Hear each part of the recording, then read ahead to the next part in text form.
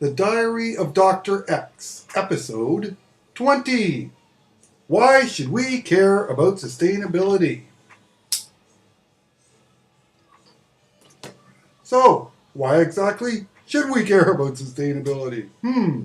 The simple answer is this. Because societies whose technologies or social practices are not sustainable cease to exist. This is because they are maladapted to the relations and realities and limitations inherent in their ecological context.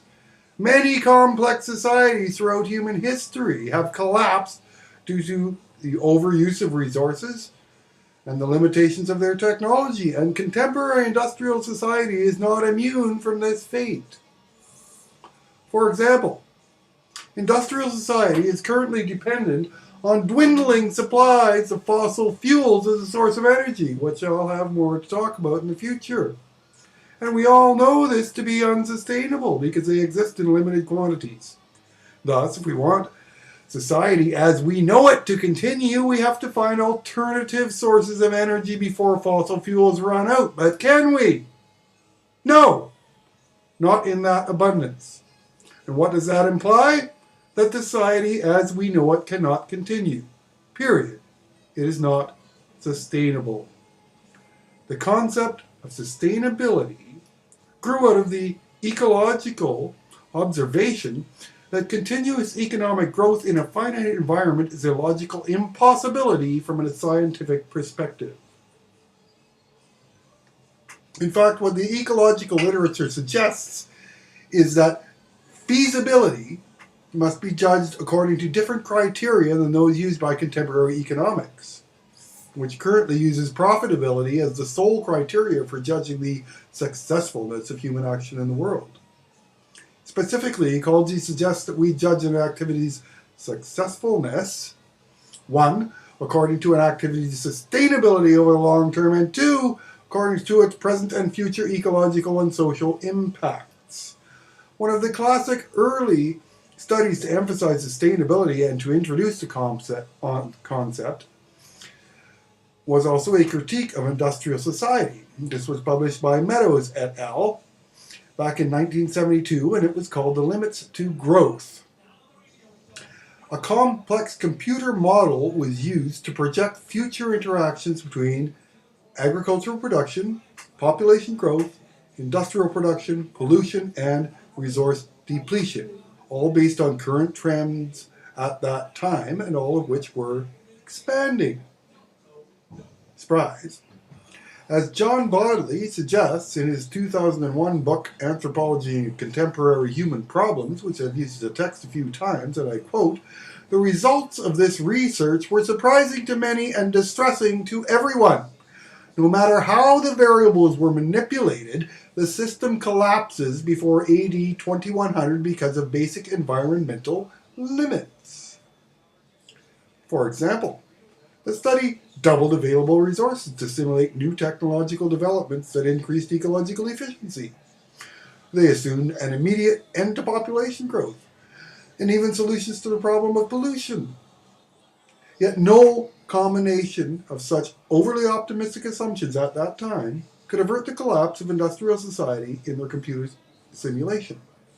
The only viable solution they could find, which avoided the collapse of our society, was to stabilize both population expansion and industrial production, or consumption as we now refer to it, as quickly as possible. Thus, not only an understanding of the impacts of population, but also of levels of consumption and the relative ecological impacts of various types of technologies are all crucial to an understanding of the changes required to achieve a sustainable society. In fact, where the earlier literature often emphasized the centrality of population growth concerning the issues of sustainability, the current literature actually argues that consumption levels are more threatening. And increasing consumption, if you haven't heard, is the explicit goal of our consumer society, at least according to the CCCP media. What a surprise! consumption is also the problem from an ecological perspective. What ecology suggests, with its emphasis upon sustainability, is really a set of non-economic and empirical or scientific criteria with which to judge the successfulness of human action in the world, something to replace the economic religion which dominates our society. And as I've said before, this is unfortunately normally judged in terms of profitability at present. Unlike economic criteria, which are inherently concerned only with short-term profitability, sustainability is concerned with the long-term viability of human societies on an ecological level. It's a science, after all. This may explain why there was a 15-year gap between the introduction of the concept of sustainability in the literature and its initial entry into the arena of global policy discussions at an intergovernmental level. The first United Nations publication to emphasize the importance of sustainability was the World Commission on Environment and Development's report, Our Common Future, in 1987. This report defined sustainable development as, and I quote, development which meets the needs of the present without compromising the ability of future generations to meet their own needs. Thus, to give them credit, does propose a more long-term view than a strict focus on economic growth does. The continuing dominance of economic ideology over science, however, may explain why both the WCED and other national and international reports which followed consistently concluded that, and I quote, further economic growth would be needed to reduce environmental deterioration and poverty, as Bodley suggested.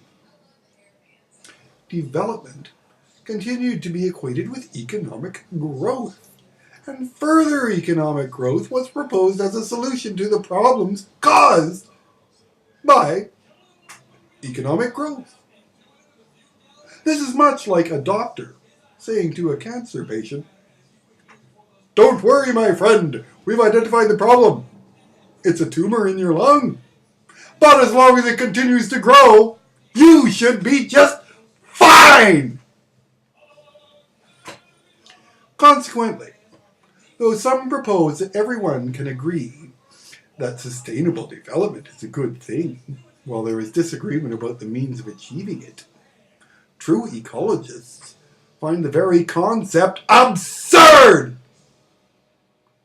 As Peter Harries Jones, who supervised my studies as an MA student, observes in his 1992 article, Sustainable Anthropology, and I quote, many have suggested that sustainable development is an oxymoron and that its prescriptions lead to paradox.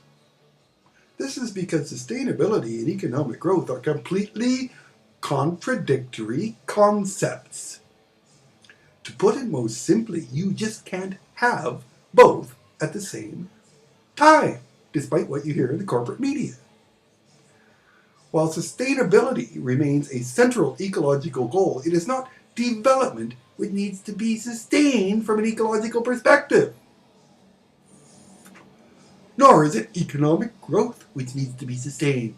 Quite frankly, they are both part of the problem we face. Both assume that infinite growth in a finite environment is possible, but that is a logical and empirical or scientific impossibility.